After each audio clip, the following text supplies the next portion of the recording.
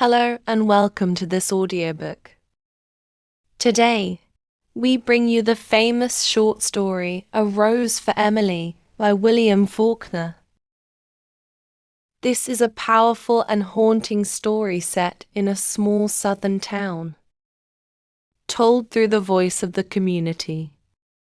Through the life of Miss Emily Grierson, the story explores tradition and change, loneliness, pride, love, and decay.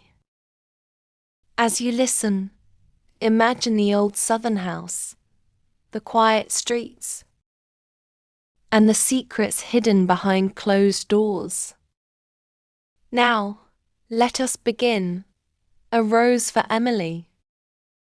When Miss Emily Grierson died, our whole town went to her funeral. The men threw a sort of respectful affection for a fallen monument, the women mostly out of curiosity to see the inside of her house, which no one save an old manservant, a combined gardener, and cook had seen in at least 10 years. It was a big, squarish frame house that had once been white, decorated with cupolas and spires and scrolled balconies in the heavily lightsome style of the 70s, set on what had once been our most select street. But garages and cotton gins had encroached and obliterated even the august names of that neighborhood.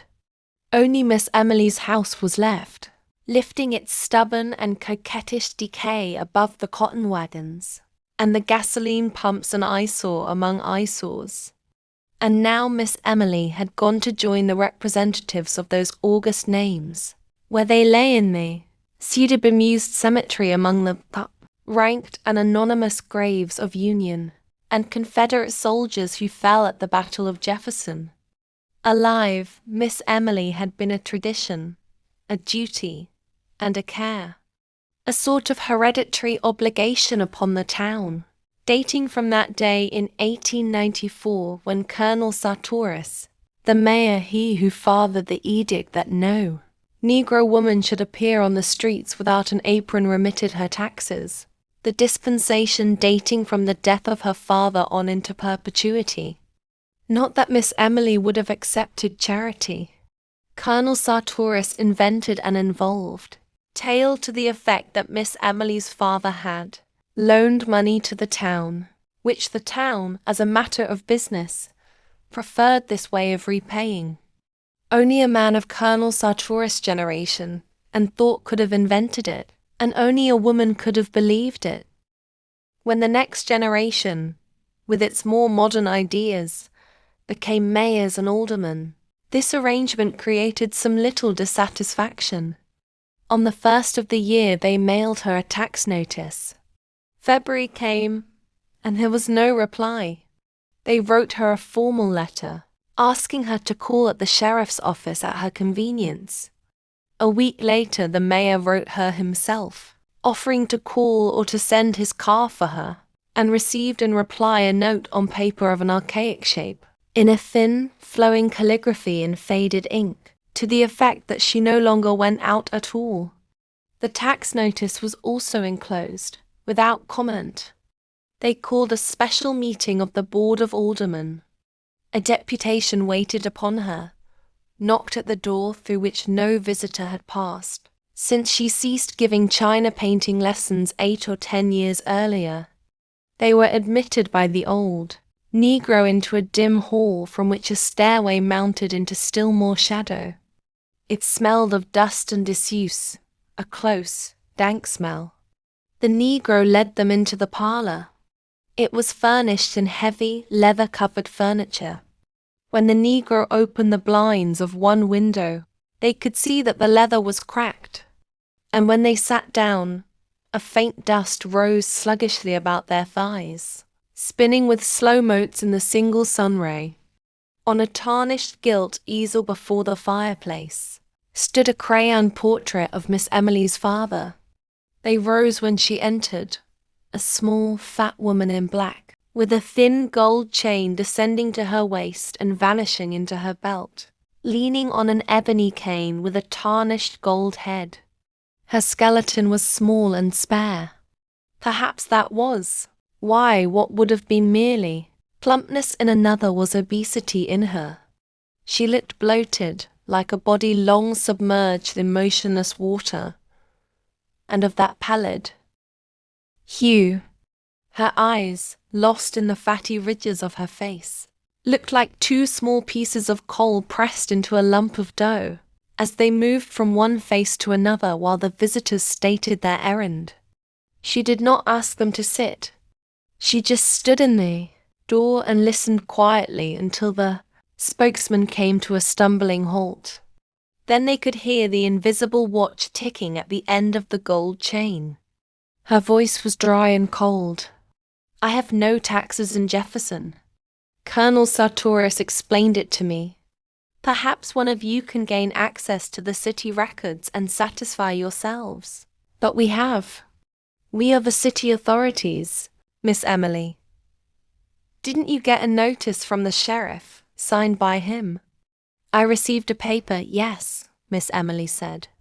"Perhaps he considers himself the sheriff. I have no taxes in Jefferson, but there is nothing on the books to show that. You see, we must go by the see Colonel Sartoris. I have no taxes in Jefferson, but Miss Emily, see Colonel Sartoris." Colonel Sartoris had been dead almost 10 years. "I have no taxes in Jefferson." "Tobe," the Negro appeared. "Show these gentlemen out." So she vanquished them, horse and foot, just as she had vanquished their fathers 30 years before about the smell. That was 2 years after her father's death, and a short time after her sweetheart, the one we believed would marry her, had deserted her. After her father's death she went out very little. After her sweetheart went away, people hardly saw her at all. A few of the ladies had the temerity to call, but were not received, and the only sign of life about the place was the Negro man, a young man then, going in and out with a market basket. Just as if a man, any man, could keep a kitchen properly, the ladies said. So they were not surprised when the smell developed. It was another link between the gross, teeming world and the high and mighty Griersons. A neighbor, a woman, complained to the mayor, Judge Stevens, 80 years old.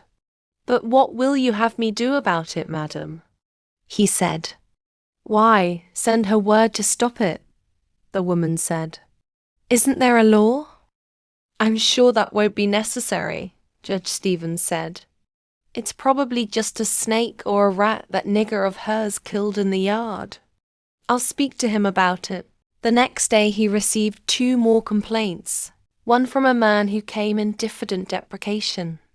"We really must do something about it, Judge. I'd be the last one in the world to bother Miss Emily, but we've got to do something."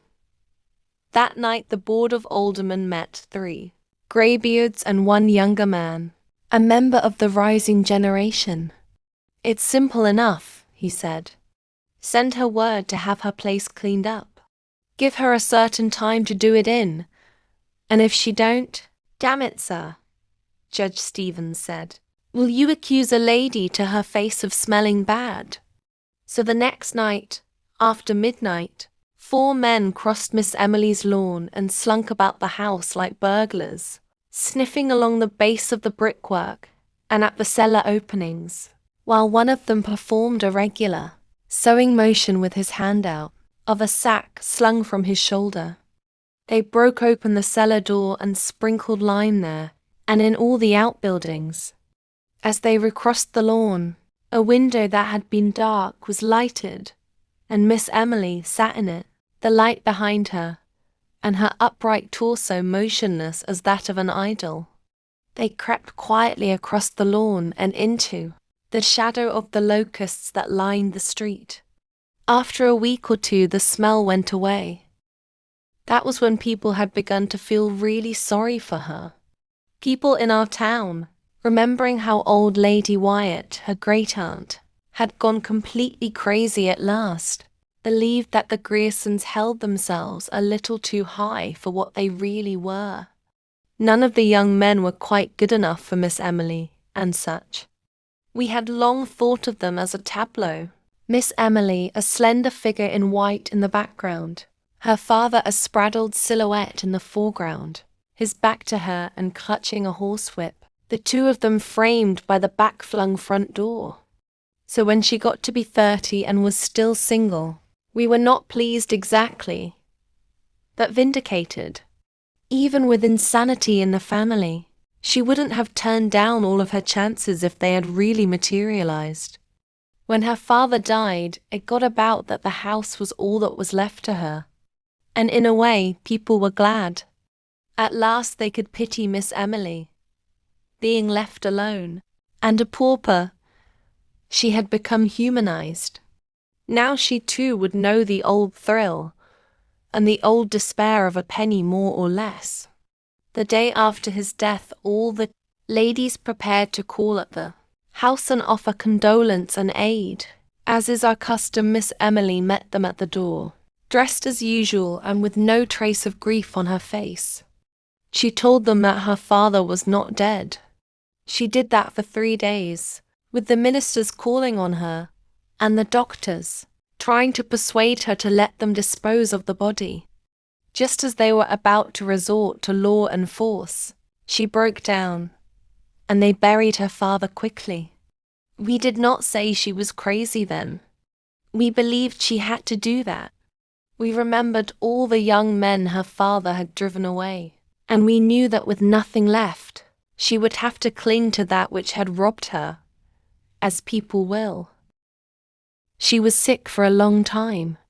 When we saw her again, her hair was cut short, making her look like a girl, with a vague resemblance to those angels in coloured church windows, sort of tragic and serene. The town had just let the contracts for paving the sidewalks, and in the summer after her father's death, they began the work. The construction company came with riggers and mules and machinery, and a foreman named Homer Barron, a Yankee, a big, dark, ready man, with a big voice and eyes lighter than his face. The little boys would follow in groups to hear him cuss the riggers, and the riggers singing in time to the rise and fall of picks. Pretty soon he knew everybody in town. Whenever you heard a lot of laughing anywhere about the square, Homer Barron would be in the center of the group. Presently we began to see him and Miss Emily on Sunday afternoons driving in the yellow-wheeled buggy, and the matched team of bays from the livery stable. At first we were glad that Miss Emily would have an interest, because the ladies all said, of course a Grierson would not think seriously of a northerner, a day labourer. But there were still others, older people, who said that even grief could not cause a real lady to forget noblesse oblige, without calling it noblesse oblige. They just said, poor Emily, her kinsfolk should come to her. She had some kin in Alabama, but years ago her father had fallen out with them over the estate of old Lady Wyatt, the crazy woman, and there was no communication between the two families. They had not even been represented at the funeral. And as soon as the old people said, poor Emily, the whispering began. Do you suppose it's really so? They said to one another. Of course it is. What else could this behind their hands? Rustling of crane silk, and satin behind jealousies closed upon the sun of Sunday afternoon as the thin, swift clop-clop of the matched team passed. Poor Emily, she carried her head high enough, even when we believed that she was fallen. It was as if she demanded more than ever the recognition of her dignity as the last Grierson, as if it had wanted that touch of earthiness to reaffirm her imperviousness. Like when she bought the rat poison, the arsenic. That was over a year after they had begun to say poor Emily, and while the two female cousins were visiting her. I want some poison, she said to the druggist. She was over 30 then, still a slight woman, though thinner than usual, with cold, haughty black eyes and a face the flesh of which was strained across the temples, and about the eye sockets as you imagine a lighthouse keeper's face ought to look. "I want some poison," she said. "Yes, Miss Emily. What kind? For rats and such?" "I'd reckon. I want the best you have." "I don't care what kind. The druggist named several. They'll kill anything up to an elephant." "But what you want is arsenic," Miss Emily said. "Is that a good one?" "Is arsenic?" "Yes, ma'am. But what you want?" "I want arsenic." The druggist looked down at her. She looked back at him, erect, her face like a strained flag. "Why, of course," the druggist said, "if that's what you want. But the law requires you to tell what you are going to use it for." Miss Emily just stared at him, her head tilted back in order to look him eye for eye, until he looked away and went and got the arsenic and wrapped it up. The Negro delivery boy brought her the package. The druggist didn't come back. When she opened the package at home, there was written on the box, "Under the skull and bones, for rats." So the next day we all said, "She will kill herself." And we said it would be the best thing. When she had first begun to be seen with Homer Barron, we had said, "She will marry him." Then we said, "She will persuade him yet," because Homer himself had remarked he liked men, and it was known that he drank with the younger men in the Elks Club, that he was not a marrying man. Later we said, "Poor Emily," behind the jealousies as they passed on Sunday afternoon in the glittering buggy, Miss Emily with her head high and Homer Barron with his hat cocked and a cigar in his teeth, reins and whip in a yellow glove. Then some of the ladies began to say that it was a disgrace to the town and a bad example to the young people. The men did not want to interfere, but at last the ladies forced the Baptist minister, Miss Emily's people were Episcopal, to call upon her. He would never divulge what happened during that interview, but he refused to go back again. The next Sunday they again drove about the streets, and the following day the minister's wife wrote to Miss Emily's relations in Alabama. So she had Bloodkin under her roof again, and we sat back to watch developments. At first nothing happened. Then we were sure that they were to be married. We learned that Miss Emily had been to the jeweler's and ordered a man's toilet set in silver, with the letters HB on each piece. 2 days later, we learned that she had bought a complete outfit of men's clothing, including a nightshirt, and we said, "They are married." We were really glad. We were glad because the 2 female cousins were even more Grierson than Miss Emily had ever been. So we were not surprised when Homer Barron, the streets had been finished some time since, was gone. We were a little disappointed that there was not a public blowing off, that we believed that he had gone on to prepare for Miss Emily's coming, or to give her a chance to get rid of the cousins. By that time it was a cabal, and we were all Miss Emily's allies to help circumvent the cousins. Sure enough, after another week they departed, and as we had expected all along, within 3 days Homer Barron was back in town. A neighbor saw the Negro man admit him at the kitchen door at dusk one evening. And that was the last we saw of Homer Barron, and of Miss Emily for some time. The Negro man went in and out with the market basket, but the front door remained closed. Now and then we would see her at a window for a moment, as the men did that night when they sprinkled the lime, but for almost 6 months she did not appear on the streets. Then we knew that this was to be expected too, as if that quality of her father, which had thwarted her woman's life, so many times had been too violent and too furious to die. When we next saw Miss Emily, she had grown fat and her hair was turning grey. During the next few years it grew greyer and greyer, until it attained an even pepper and salt iron grey when it ceased turning. Up to the day of her death at 74, it was still that vigorous iron grey, like the hair of an active man. From that time on, her front door remained closed, save for a period of 6 or 7 years, when she was about 40, during which she gave lessons in china painting.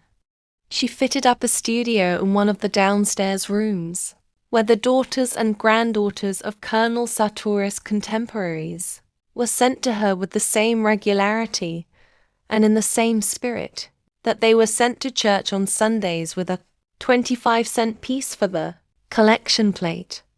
Meanwhile, her taxes had been remitted. Then the newer generation became the backbone and the spirit of the town, and the painting pupils grew up and fell away, and did not send their children to her with boxes of colour and tedious brushes, and pictures cut from the ladies' magazines. The front door closed upon the last one, and remained closed for good. When the town got free postal delivery, Miss Emily alone refused to let them fasten the metal numbers above her door, and attach a mailbox to it. She would not listen to them. Daily, monthly, yearly we watched the Negro grow greyer and more stooped, going in and out with the market basket. Each December we sent her a tax notice, which would be returned by the post office a week later, unclaimed. Now and then we would see her in one of the downstairs windows. She had evidently shut up the top floor of the house like the carven torso of an idol in a niche, looking or not looking at us, we could never tell which. Thus she passed from generation to generation, dear, inescapable, impervious, tranquil, and perverse.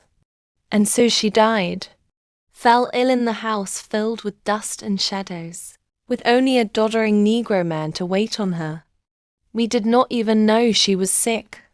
We had long since given up trying to get any information from the Negro. He talked to no one, probably not even to her, for his voice had grown harsh and rusty, as if from disuse. She died in one of the downstairs rooms, in a heavy walnut bed with a curtain, her grey head propped on a pillow yellow and mouldy with age and lack of sunlight. The Negro met the first of the ladies at the front door, and let them in, with their hushed, sibilant voices and their quick, curious glances, and then he disappeared. He walked right through the house and out the back, and was not seen again. The 2 female cousins came at once. They held the funeral on the second day, with the town coming to look at Miss Emily, beneath a mass of bought flowers, with the crayon face of her father musing profoundly, above the bier and the ladies sibilant and macabre, and the very old men, some in their brushed, Confederate uniforms, on the porch and the lawn, talking of Miss Emily as if she had been a contemporary of theirs, believing that they had danced with her and courted her perhaps, confusing time with its mathematical progression, as the old do, to whom all the past is not a diminishing road, but, instead, a huge meadow which no winter ever quite touches, divided from them now by the narrow bottle-neck of the most recent decade of years. Already we knew that there was one room in that region above stairs, which no one had seen in 40 years, and which would have to be forced. They waited until Miss Emily was decently in the ground before they opened it.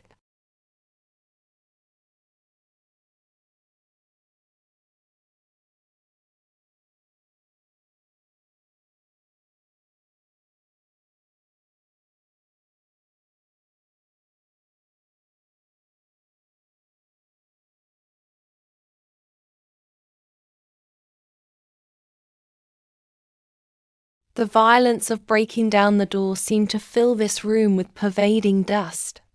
A thin, acrid pall as of the tomb seemed to lie everywhere, upon this room decked and furnished as for a bridal, upon the valance curtains of faded rose colour, upon the rose-shaded lights, upon the dressing table, upon the delicate array of crystal, and the man's toilet things backed with tarnished silver, silver so tarnished that the monogram was obscured.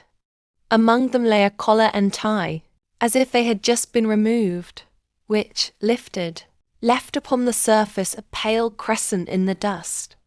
Upon a chair hung the suit, carefully folded.